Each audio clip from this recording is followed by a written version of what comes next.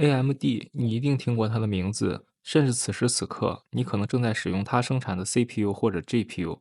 它是一家几乎每次推出新产品都能够在社交媒体上引发热议的科技巨头。可你知道吗？就当整个 AI 市场一片火热，英伟达市值突破3万亿的时候，AMD 的股价却从最高点大幅下跌60%。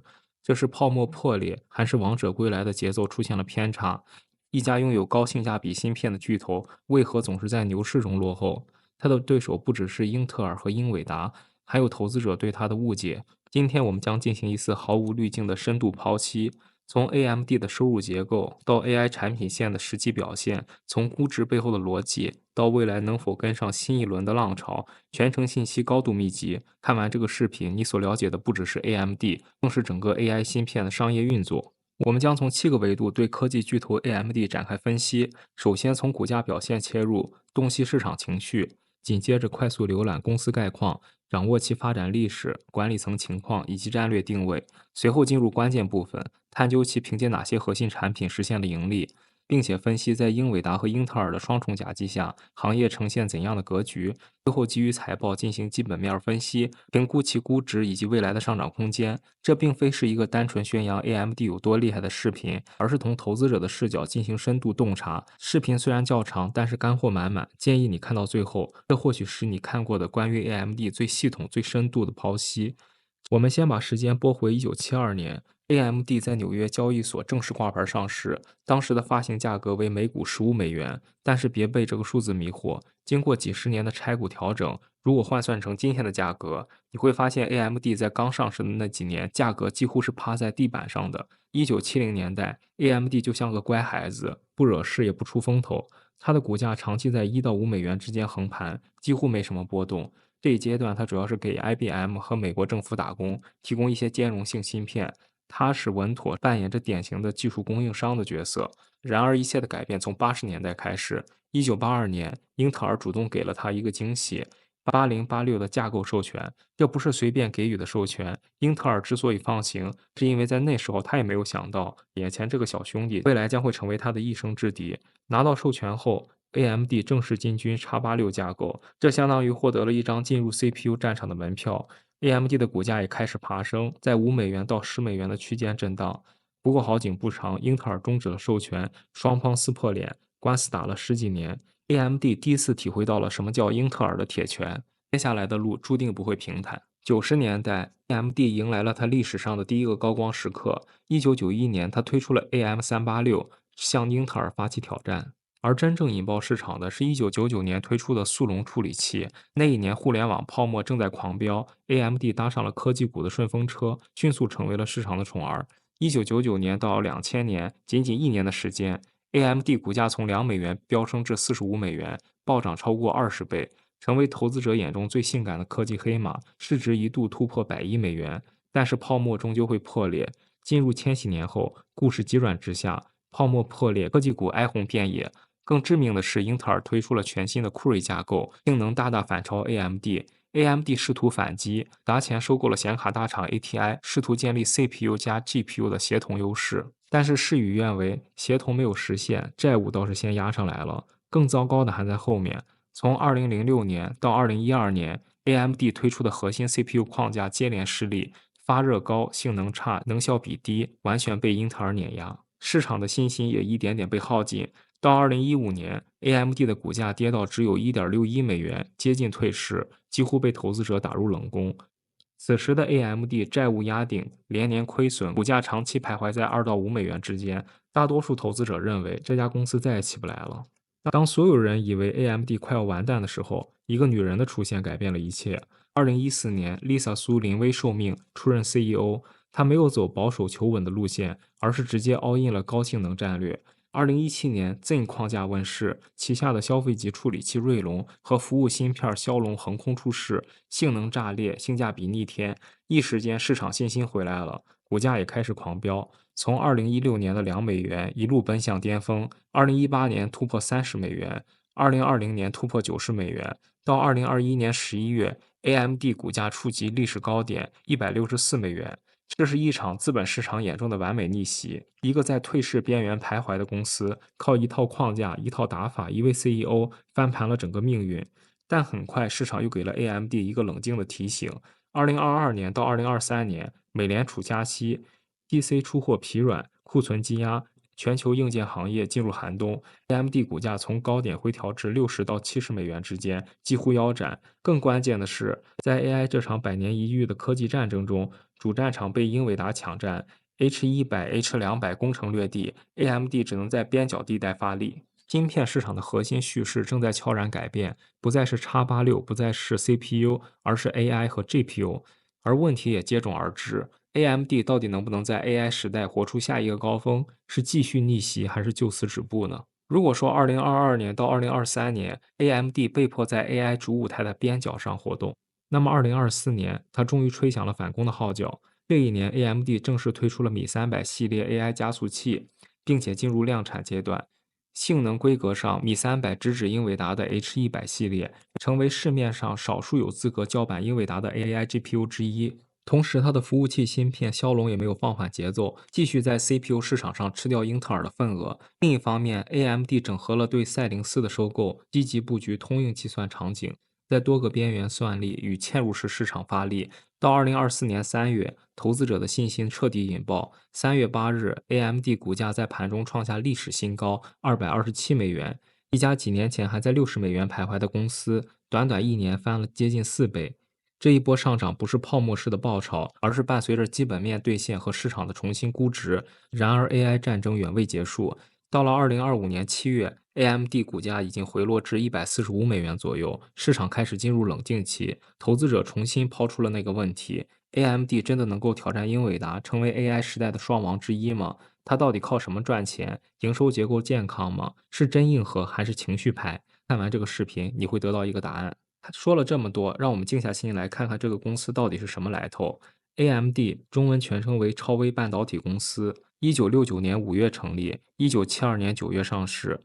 所以 AMD 这个半导体老兵的成立时间甚至比微软还早。它走过冷战时期的军用芯片市场，参与了 x86架构的激烈争霸，也曾在 AI 的前夜差点掉队。现在，它已经是一家拥有28000名员工，横跨 CPU、GPU、边缘计算、数据中心、AI 市场的全能玩家。而能让这家濒死公司逆袭翻盘，站上全球 AI 战场的关键人物，正是我们前面提到的那位 CEO Lisa 苏姿丰。他在2024年正式出任 CEO，在最黑暗的时刻接手了公司。那时候的 AMD 股价只有2美元，没有人相信它还能活下去。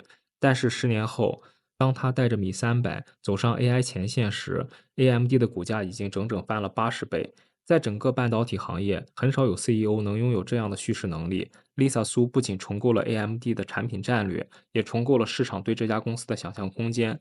但是问题来了，他所带领的这家公司到底靠什么盈利？核心产品又是什么？下面我们正式进入 AMD 的核心产品分析部分。你可能以为 AMD 最赚钱的是家用 CPU 和游戏显卡，但事实远比这个复杂。它的产品线涵盖了消费级 CPU、服务器 CPU、专业显卡、AI 加速器、嵌入式系统等。有的是情绪牌，有的是技术流，有的已经稳定放量，有的还在等待爆发。接下来我会给你一个最真实的产品线全景图。如果你是投资者，这部分信息将决定你能否看懂这家公司。先从 AMD 的老本行 CPU 开始，到了2024年，CPU 依然是 AMD 最核心的收入来源，占比高达57%。这不是情怀业务，而是实打实的现金奶牛。这一块主要分为3大系列，第一是大家最熟悉的锐龙处理器，它面向的是消费者级市场，也就是我们常说的桌面电脑和笔记本。核心卖点就3个字：多、猛、便宜。核心多，性能猛，性价比高，直接对标英特尔的酷睿系列。疫情期间，居家办公外加装机潮，使得锐龙 CPU 销量火爆。到了2022年至2023年，随着 PC 市场回调，这一块业务也跟着转弱。现在市场正在缓慢复苏，2025年或许是一个新的起点。第二部分骁龙 CPU 是真正意义上的现金发动机，这是数据中心使用的服务级 CPU，你看不到它，但是它无处不在，应用在各个科技大厂的云服务器上。简单来说，你使用的每一个 App，每一次云端加载，都有可能跑在 AMD 的骁龙芯片上。它是目前 AMD 增长最快的业务，连续5年抢占英特尔至强处理器的市场份额。现在市场普遍认为，骁龙是 AMD 长期估值的关键锚点。第三，还有一个相对小众但是高利润的系列，那就是 Threadripper 线程撕裂者 CPU。顾名思义，这款 CPU 是给能撕裂线程的猛人使用的，面向高端创作者，比如制作3D 渲染、建模、工程模拟的人群，单价高、利润厚，但是出货量有限，属于展现品牌实力的高端产品。总结一下，锐龙是 AMD 的销量担当，骁龙是增长引擎，线程撕裂者是口碑和利润。那么问题来了，AMD 这么多 CPU 卖得好，那么它在 GPU 领域的表现如何？下一页我们来看看它的显卡和 AI 加速器的产品线，这是真正决定它能否在 AI 时代挑战英伟达的底牌。到2024年，GPU 大概占了 AMD 营收的20%左右，虽然比不上 CPU 那么稳定输出，但是在这里面却隐藏着 AMD 冲击 AI 主舞台的最大希望。AMD 的 GPU 产品线可以分成3条主线，第一是大家最熟悉的雷龙显卡，它是面向普通消费者和游戏玩家的显卡。你可能用雷龙显卡玩过《原神》《使命召唤》等大型游戏，但这块业务在高端市场始终被英伟达压制。不过它的优点是稳定实用，属于养家糊口型。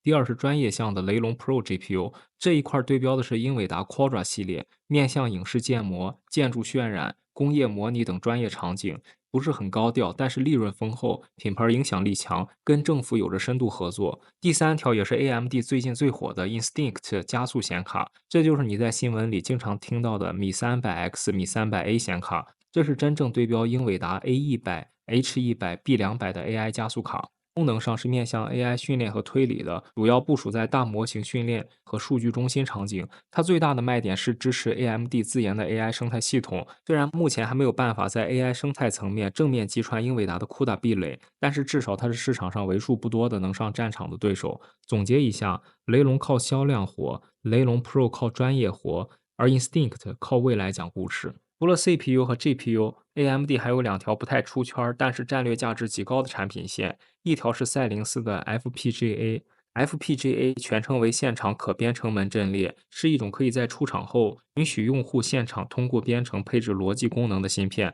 它不像传统芯片，比如 CPU、GPU 那样功能固定，而是用户可以根据实际需求来写电路，像编程一样。通俗的说，就是可高度定制的芯片，灵活性极强。这类芯片特别适合自动驾驶、5G 通讯、边缘 AI 和航空航天等高端嵌入场景。赛灵思是全球 FPGA 市场的老大。2022年，AMD 花了整整350亿美元收购赛灵思的 FPGA 资产。FPGA 不像消费级产品那样高频出镜，但是在特殊行业里几乎无法取代，被视为 AMD 战略护城河的一部分。第二条是半定制系统级芯片，它最大的看点是 AMD 和索尼在 PlayStation 以及和微软在 Xbox 上拥有长期合作关系，AMD 为他们开发专属的游戏主机芯片。也就是说，你手里的 PlayStation 和 Xbox 核心算力是 AMD 定制的，这块业务稳定，回报可期，同时也广泛运用于车载电子、工业控制、医疗设备等定制市场。它的特点是不抢镜，但是赚钱；不涨粉，但是很稳健。所以总体来看，AMD 的产品线呈现出了3个层级：CPU 是现金奶牛，GPU 是未来的成长，而 FPGA 和半定制级系统芯片则是埋在地下的技术标杆。至此，我们已经拆解完了 AMD 所有的核心产品线，知道了它是靠什么赚钱，也看到 AMD 压住了哪些未来。但是在商业世界里，仅仅有好的产品还远远不够。真正决定一家科技公司能走多远的，不只是它能造什么，而是它在行业中排第几，和谁竞争，能不能抢得过对手，分得到利润。AMD 的对手有哪些呢？它面临的赛道有没有形成赢者通吃的结构性壁垒呢？哪些是这个赛道的红海厮杀？哪些又是这个赛道的蓝海突围呢？接下来的这一节，我们就要放大视角，从产品走向行业，从自己看向对手，带你全面了解半导体这个万亿赛道的权力分配、技术联盟与资本游戏，也带你看清楚，在英伟达、英特尔、高通这些超级玩家的夹击下，AMD 到底处在一个什么样的位置。想要真正看懂 AMD，我们就必须要搞清楚它在半导体产业链中的哪一环。整个半导体行业主要分成3大环节，第一是上游的芯片设计商，也就是我们熟知的 ARM、AMD、英伟达、高通等。这些公司有一个共同的特点，就是他们只设计芯片，自己不制造芯片。几乎所有的芯片设计公司都要依靠台积电的产能。第二是中游的芯片制造商，也就是晶圆代工。前边提到的台积电是这个环节的绝对王者，占据了全球50%以上的代工份额。其他的还有三星、英特尔，但是技术壁垒、产能调度、良率控制，台积电一家独大。第三是下游的芯片封装、终端应用与系统集成商，比如微软，这部分你可以理解成芯片的落地场景和客户方，有人买单，芯片才有意义。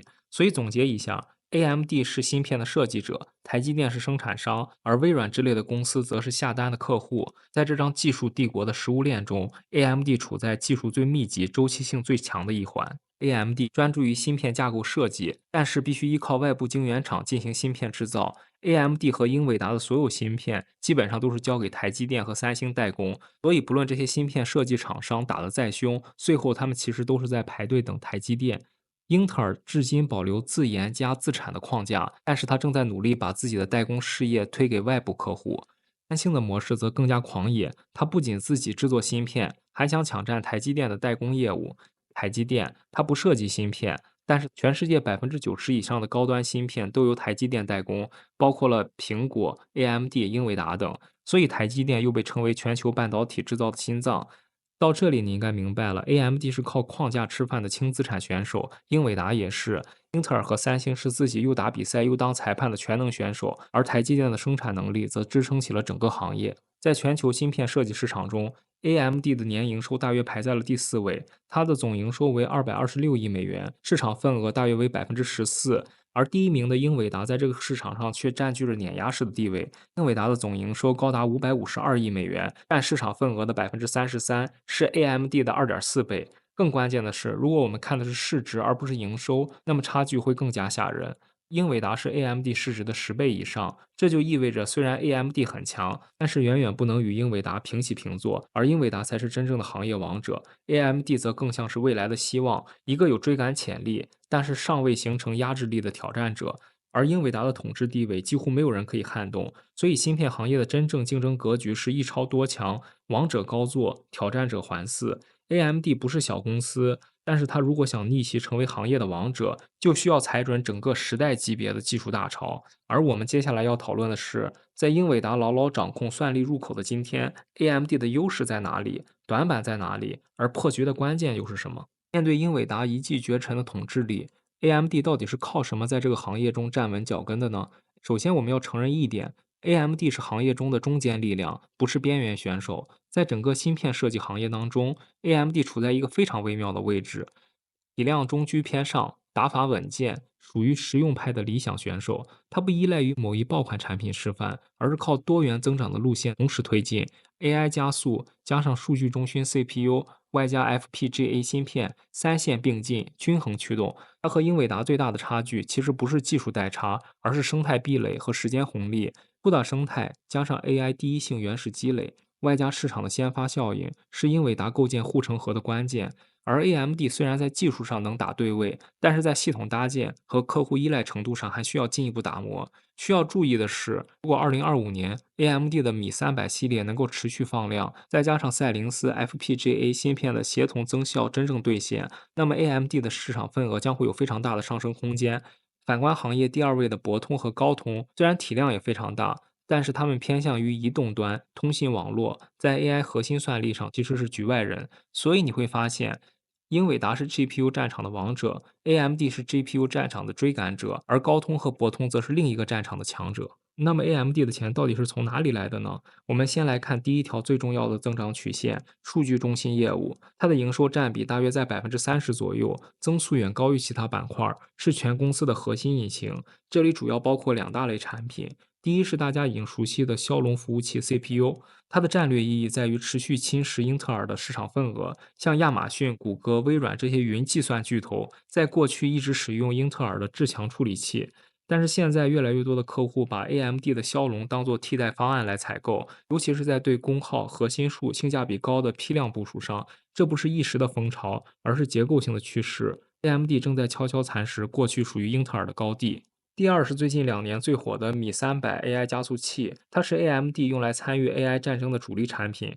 2024年开始批量出货，主要面向 AI 推理与训练场景。现在这个系列的产品虽然尚处于起步阶段，但是其战略意义重大。一旦放量，就能带来收入的爆发式增长。更关键的是，它可以持续带动顾客的整个 AI 系统的采购逻辑，带动 CPU、FPGA 的联动增长。它是 AMD 面向 AI 时代的重要入场券。不过这一块的未来增长还高度依赖于两个因素：一是 AMD 自研 AI 软件的生态是否足够成熟，能不能叫板英伟达的 CUDA；二是顾客对 AMD 方案的接受度、适配度到底有多快。第二块业务就是我们日常生活中最容易接触到的客户端计算业务，也是 AMD 桌面电脑和笔记本的 CPU，核心产品是锐龙系列。这一块的营收占比约为28%，曾经是 AMD 的顶梁柱。疫情期间，全球居家办公和远程学习催生了巨大的 PC 需求，加上 DIY 装机潮，锐龙一度供不应求，销量飞起。但是好景不长，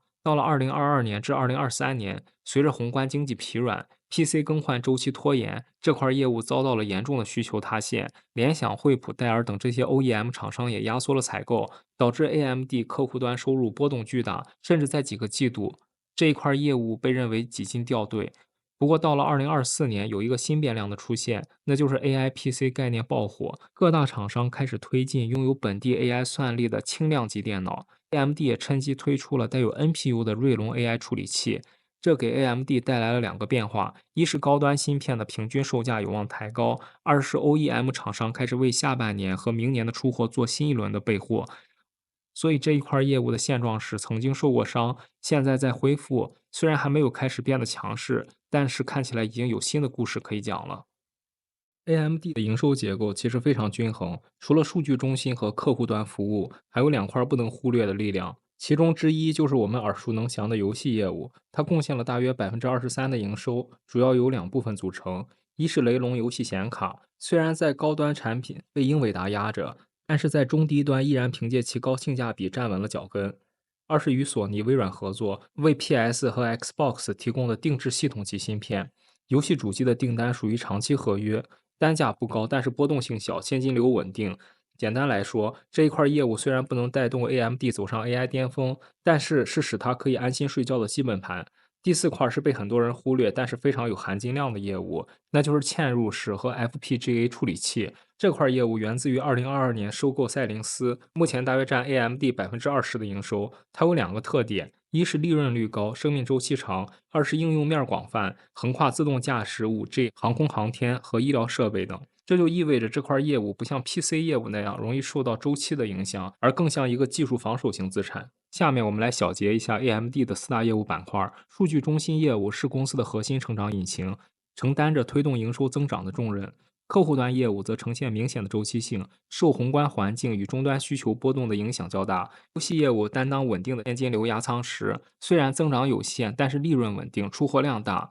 FPGA 与嵌入式业务则兼顾利润贡献与战略卡位，是 AMD 布局高附加值应用和行业定制芯片的重要支点。上面我们系统梳理了 AMD 的业务结构，四大板块齐头并进，既有高速增长的 AI 数据中心，也有提供稳定现金流的游戏主机订单。那么问题来了，面对激烈的市场竞争，AMD 到底靠什么站稳脚跟？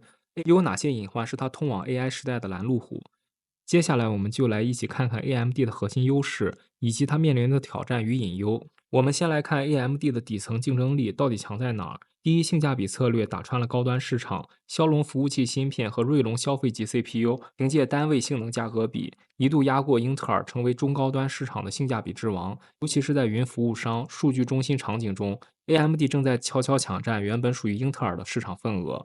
亚马逊和微软都开始采用 AMD 的方案。第二是 AI 加速器米300的正式放量。米300是目前除了英伟达外唯一具备大规模出货能力的高端 AI GPU，在推理和训练性能上表现亮眼，被微软和 Meta 等客户视为最有潜力的代替选项。换句话说，虽然英伟达暂时一骑绝尘，但是 AMD 正在用产品和生态一点点撕开下一个 AI 入口。第三是赛灵思并购带来的差异化能力。收购赛灵思之后，AMD 获得了 FPGA 的编程计算能力，能够深入车载、工业、通信等高端壁垒市场，实现了从 CPU 到 GPU 到 FPGA 的完整布局，成为全球唯一一个能提供三者服务的主流厂商。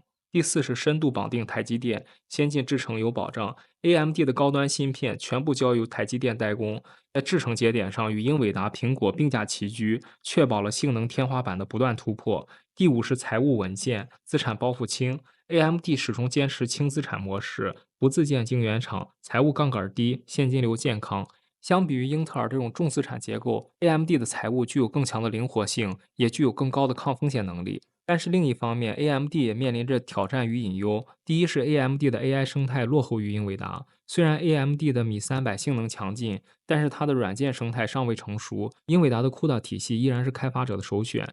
AMD 缺乏专属的框架护城河，这又意味着 AMD 只能靠价格战和硬件性能来拼市场，竞争劣势明显。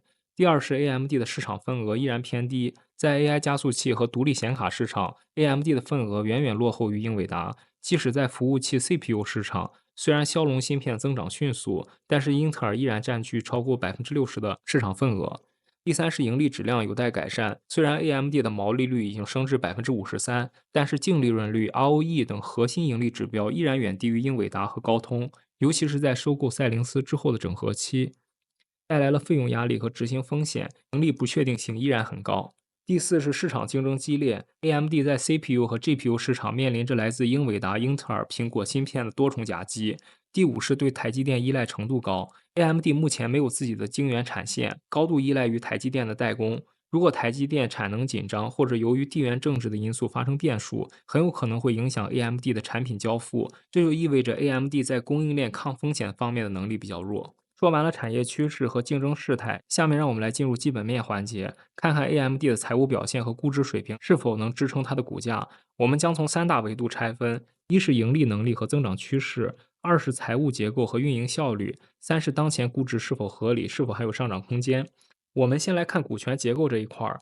截至最新数据，AMD 的散户占比从过去的45%已经降至约30%，说明机构主导的地位进一步加强，有助于整个估值体系的稳定。同时，这也意味着散户情绪对其估值的影响正在逐渐减弱。再来看看机构投资者的持股情况。目前来看，机构投资者的持股比例高达65%，这说明 AMD 在华尔街获得了高度认可，是许多主动型和被动型基金的核心配置标的。其中，Vanguard、BlackRock、State Street 3大巨头合计持有了超过22%的流通股。不过需要注意的是，这3家机构主要是被动指数基金，通常不积极参与公司的治理。更值得一提的是，机构持股比例从2020年的55%一路上升至如今的65%，这反映出机构资金在过去几年的持续流入，背后的逻辑十分清晰。机构看好 AMD 的长期成长性，并愿意建立长期持仓。但是我们也需要注意，AMD 的内部人持股只有0.54%，这说明高管团队的持股激励比例偏低。对于投资者来说，这有可能是一个隐忧，因为在缺乏足够利益绑定的情况下，管理层的长期经营动力可能不足。因此，未来 AMD 是否会优化员工的持股激励方案，是值得持续关注的焦点。总体而言，AMD 股权结构的集中度适中，一方面机构定价主导，提高了市场理性；另一方面保留了一定数量的散户活跃度，也有助于交易的流通性。但是这也带来了一个隐含风险，如果未来机构资金大幅调仓，股价也有可能会出现明显波动。从股价表现来看，AMD 近3个月上涨34%，远远跑赢了标普500指数的8%，显示出了市场对 AI 芯片布局，尤其是对米300系列的强烈期待。这说明 AMD 股票短期动量非常强劲，资金正在重新涌入这家 AI 第二梯队的代表企业。不过从长期来看，AMD 股票的表现就不那么亮眼了。近9个月下降了约12%，近1年下降了约9%。对比标普500同期上涨数据可以看出，AMD 明显落后于大盘。这背后反映的是整个宏观环境的调整，以及 AI 赛道的资金分流。从这个角度说，AMD 当前股价尚处于反弹通道中，过去跌得深，短期资金看到估值恢复的机会，也有交易层面的博弈空间。下面让我们再看一下 AMD 的股价区间表现。过去52周的最低价格为76美元，最高价格为187美元，最新收盘价为143美元。当前股价已经站在过去1年高点的77%的位置。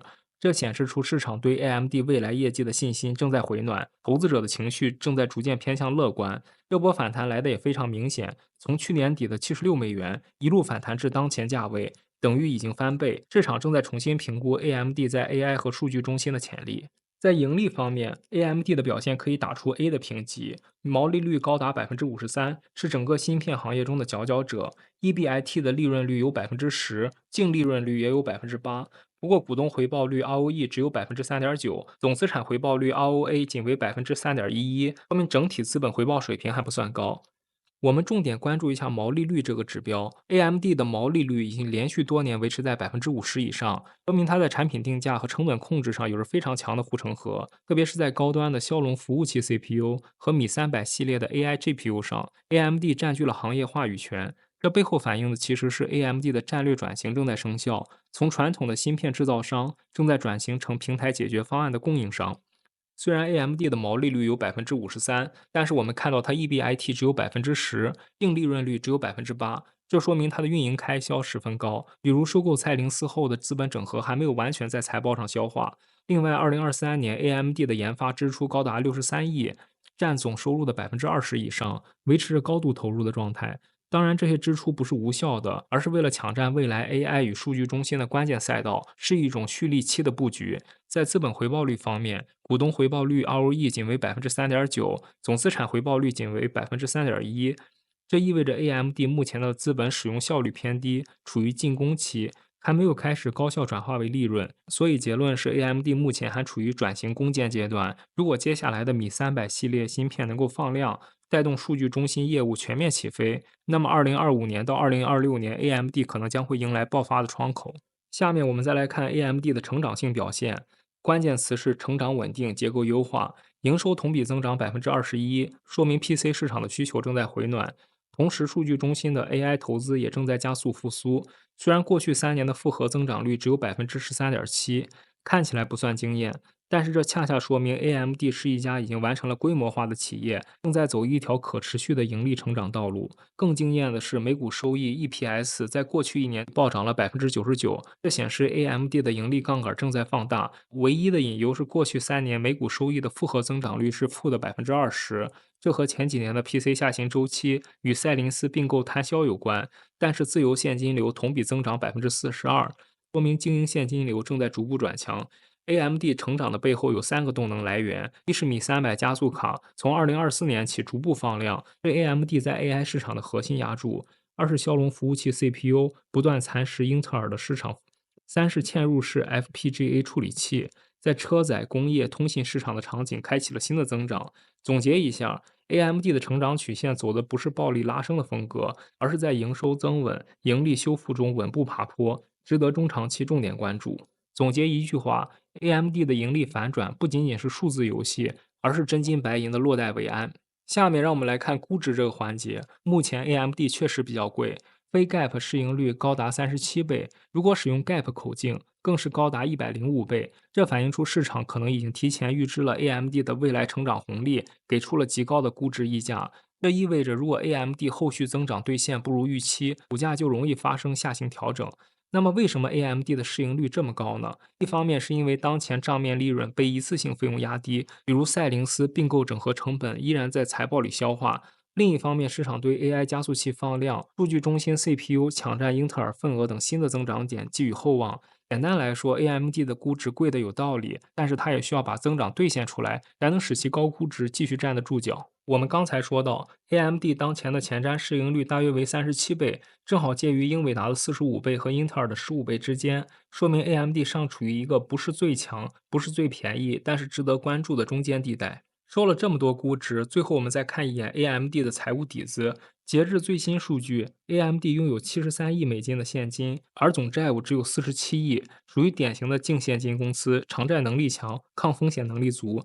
这意味着，就算是算力市场遭遇风浪，比如利率上升、融资收紧，AMD 也无需依赖外部输血，就能稳住运营，持续投入研发。换句话说，AMD 的估值虽然较高，但是它的底盘很稳。这不是那种靠讲故事、靠融资续命的公司，而是真金白银抵抗风险的硬资产公司。除了净现金状态，AMD 的财务结构还有2点值得强调：一是企业价值 EV 略低于市值，说明市场更愿意为 AMD 的核心价值付出高价，不是靠简单财务杠杆吹出来的估值，这是一个健康的财务信号。第二是 AMD 的债务占市值仅约为2%，几乎是可以忽略的。对比英特尔和英伟达等同行，AMD 的杠杆是业内最轻的之一，这就意味着 AMD 不仅现金弹药充足，还能轻装上阵，全力冲刺 AI 赛道。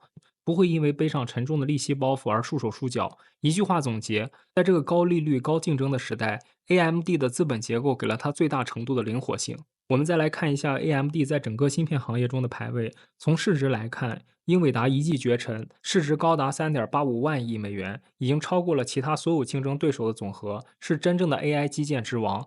AMD 稳居第二梯队龙头位置，市值大约为2300亿美元。虽然和英伟达有数量级差距，但是已经远远甩开了英特尔。值得注意的一个细节是，英特尔拥有超过10万名员工，但是市值却只有 AMD 的一半不到。这说明资本市场显然更看重效率与成长性，而非规模本身。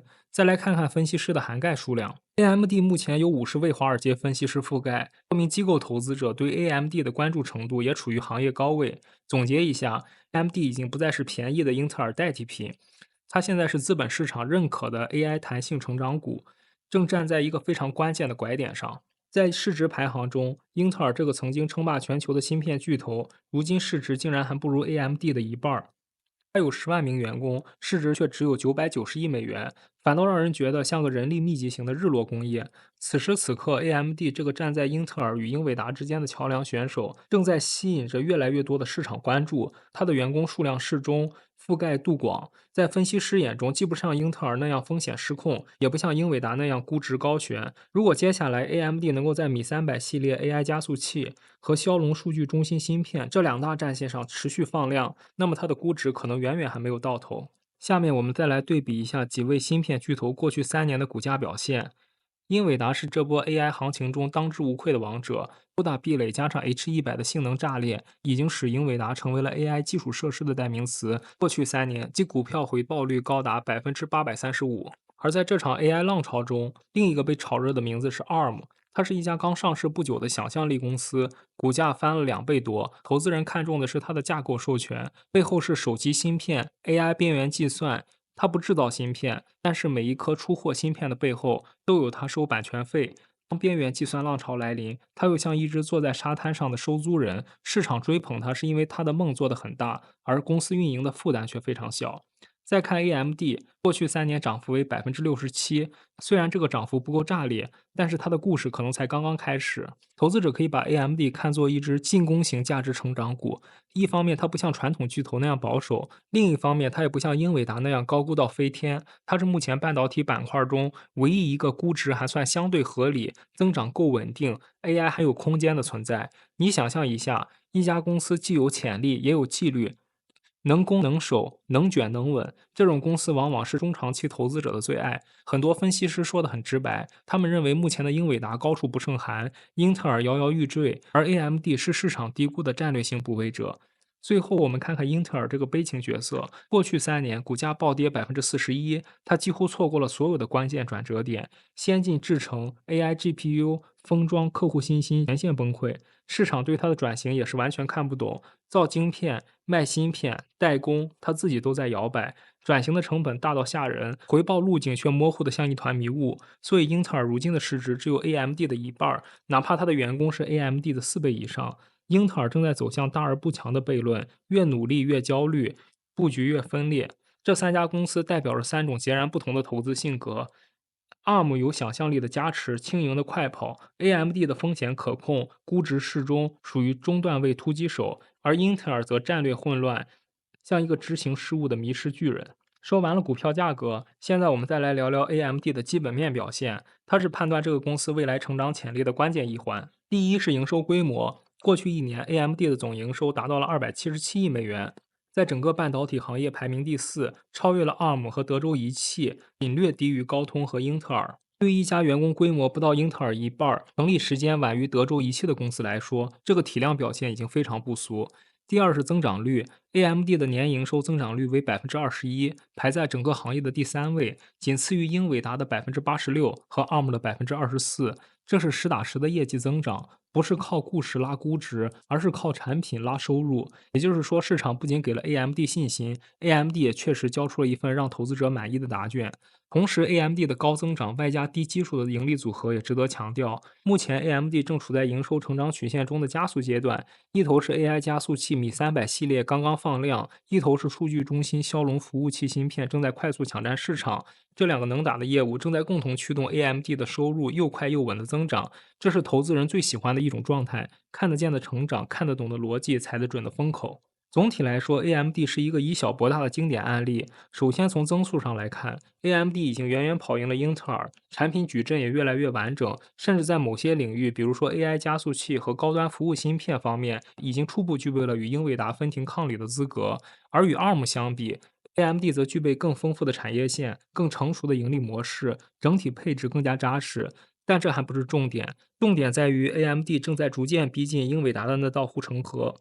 靠的不是某一单一产品的爆款，而是 AI 加 CPU 的双轮驱动战略。以300 GPU 系列在数据中心迅速铺开，骁龙服务器芯片凭借着高性能持续蚕食着英特尔的市场份额，同时锐龙 CPU 逐步复苏，抓住 PC 复苏的红利。AMD 没有全压一个赛道，而是稳中求进，步步为营。就像很多投资人说的那样，AMD 正在用稳健的成长节奏打出 AI 成长股的价值轮廓。下面我们再来拆解一下 AMD 的盈利能力，这或许是它现阶段最大的短板，也是投资人最常提到的核心疑问。首先，AMD 是赚钱的，它在过去一年实现了22亿美元的净利润，在6家主要对比的半导体巨头中排名第4，这在 AI 基建大潮初期其实已经是相当不错的成绩了。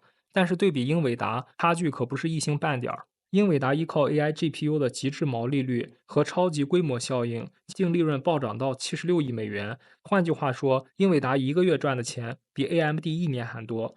这就是现金打印机与利润起步阶段的区别。AMD 虽然成功的迈过了盈亏线，但是还远远没有进入高利润的行列。它目前还在试图建立自己的盈利模型，和英伟达相比，没有软件生态，没有足够的产品定价权，更没有成熟到极致的 AI 产品线。总结一下这两家公司之间的盈利差距，核心原有3点：一是 AI 产品线的成熟度，AMD 的 AI GPU 目前虽然已经发布，但是还远远没有形成闭环；二是平均售价，AMD 加速卡的售价不如英伟达那么贵得起；三是软件生态，英伟达有 CUDA 绑定客户，但是 AMD 却没有。目前 AMD 正站在一个关键的交叉点上，它已经实现了盈利，也开始展现增长，但是还远远没有建立起类似于英伟达那种超级高利润率外加高壁垒的护城河。说白了，它现在是盈利的，但是还未对行业形成统治。未来真正决定 AMD 能不能进入高增长外加高利润的双轮驱动模式，还有两个关键的变量：一是米300的放量表现，这是一场硬仗；AI 加速器能不能成功打开市场，是决定命运的第一张多米诺骨牌。二是赛灵思并购的协同价值，这影响着 AMD 在边缘计算、FPGA 嵌入式领域的扩张速度。若是协同到位，边际利润将会得到持续改善。此外，数据中心与 AI 推理需求的持续性，也是观测第二波盈利浪潮能否启动的关键。一句话总结就是 ，AMD 是盈利的，但是还远远未达到鼎盛。若是 AI 放量得以兑现，那么 AMD 的利润将迎来第二次腾飞。到这里，我们先来做一个全景总结。首先，如果单独来看 AMD，它是一个标准的优质成长股，盈利为正，现金流强，资产负债表稳健。AI 产品线布局积极，从 GPU 到 CPU 到 FPGA 全线推进，基本面健康，具备长期潜力。放在传统价值投资者眼里，这是一个可以慢慢加仓的好标的。但是如果横向对比行业，AMD 依然处在夹层地带，它的行业地位排在第3到第4，仅属于中坚力量。在成长性上不如英伟达，也不如 ARM，在盈利能力上又落后于英伟达和高通。不过它明显强于英特尔和德州仪器。所以 AMD 就像一个还在长身体的青年，它不完美，但是方向对；它不耀眼，但是根基稳。它是那个有潜力，但却尚未兑付全部价值的选手，正处于从中游走向上游的关键爬坡期。用一句话小结就是 ，AMD 是优质成长股，但是尚未成为行业的领袖，它需要时间，也需要投资者的耐心。接下来我们再来看看华尔街分析师的评级。数据显示，有50位华尔街分析师参与了评级。在满分为5的评级体系中，AMD 的综合评分高达4.2，介于买入和强力买入之间。其中54%的华尔街分析师给出了强力买入的推荐，14%给出了买入，其余的32%给出了持有。值得一提的是，没有一个分析师给出了卖出或者强烈卖出的推荐，这说明市场观点明确看多 AMD。即便它不是盈利最强、成长最快的那一个，但它却是被最多人下注的成长潜力股之一。总结一句话，那就是分析师强烈看多 AMD，反映出市场对于 AMD 中长期成长路线的高度认可。根据统计显示，华尔街分析师给出的 AMD 未来12个月的平均目标价格为$131，最高目标价格为$200，最低目标价格为$95。就平均目标价而言，相比于当前股价存在约8%的下行空间，这展现出几个关键的信号。首先，当前股价是高于平均目标价的，这就意味着有些分析师认为 AMD 在短期内股价可能已经被高估了。第二就是最高的目标价和最低的目标价差距巨大，这说明分析师就 AMD 的观点持有明显分歧。但是，即便是平均目标价格偏低，分析师评级中的强力买入依然占比超过一半，这说明多数分析师看好 AMD 的长期逻辑不变。所以，AMD 股价或许短期偏高，但是长期增长的共识依然存在。短期震荡并不改变分析师中长期看多的逻辑。至此，我们已经完成了对 AMD 的全面分析。下面我们来详细对比一下 AMD 的看多和看空逻辑。首先，我们先来看一下分析师对 AMD 的看空逻辑。不少分析师对 AMD 持有保留态度，并且给出了未来一年最低的估值预期为$95。他们的理由很明确。首先是在 AI 市场上，虽然米300系列性能强劲，但是要撼动英伟达的霸主地位并不容易。AMD 在生态系统上有着明显的劣势，其 AI 系统相比于 CUDA 依然有明显差距，加上客户的惯性依赖，短时间内实现对英伟达的大规模取代十分困难。其次是估值风险。当前市场已经将未来的高增长部分计入股价，这意味着一旦 AMD 未来未能达到预期，就容易引发其股价的短期回调。更关键的是地缘政治的因素，中国是 AMD 的第二大市场，占其总营收的24%。一旦中美科技脱钩进一步升级，尤其是一旦米系列遭遇出口限制，很可能会造成 AMD 年度收入下滑超过$20亿。此外，从财务角度来看，AMD 的利润质量也引人担忧，虽然它的毛利率可观，但是净利润率低，ROE 和 ROA 也相对偏弱，反映出盈利转换效率一般。最后，传统的 PC 和游戏产业增长乏力，在缺乏明显催化剂的情况下，难以为 AMD 的整体业绩提供一个有效的支撑。当然，另一方面，也有许多分析师强力看多 AMD，支持 AMD 的分析师普遍押注在它的长期增长潜力，给出的未来一年最高估值预期为$200。看多 AMD 股票的核心逻辑如下：首先是 AMD 的双平台布局已经成型，AMD 构建起了 CPU 加 GPU 的完整产品矩阵，全面覆盖数据中心、PC、嵌入式等多个关键场景，具备强大的纵深拓展能力。其次，AMD 的管理层具有非常强的抗周期能力。Lisa Su 带领的 AMD 多次穿越行业谷底，证明了其战略的韧性与执行力，在 AI 行业实属罕见。同时，AMD 在 AI 赛道虽然落后，但是其潜力不容小觑。米350和米400系列的性能预期已经接近英伟达的下一代旗舰产品，若能突破生态壁垒，未来将具备弯道超车的可能性。同时，骁龙数据中心 CPU 持续蚕食英特尔的市场份额，AMD 正稳步站稳云计算与服务器市场的核心舞台。一句话总结：AMD 也许不是 AI 市场的第一主角，但是它可能是投资人眼中性价比最高的配角。根据增长想象力与估值安全边际。以上就是今天视频的全部内容。这期视频的内容准备花了我不少时间，每一步都是精心制作。如果你觉得这期的分析对你有启发，请务必点赞留言支持一下。别忘了订阅我的频道，同时打开小铃铛通知，这样你就可以在第一时间收到我的深度分析了。如果你想听我分析其他公司，也欢迎你在评论区里留言告诉我，我会优先挑选大家最感兴趣的公司，做出更有价值的视频。感谢大家的观看，我们下期节目再见。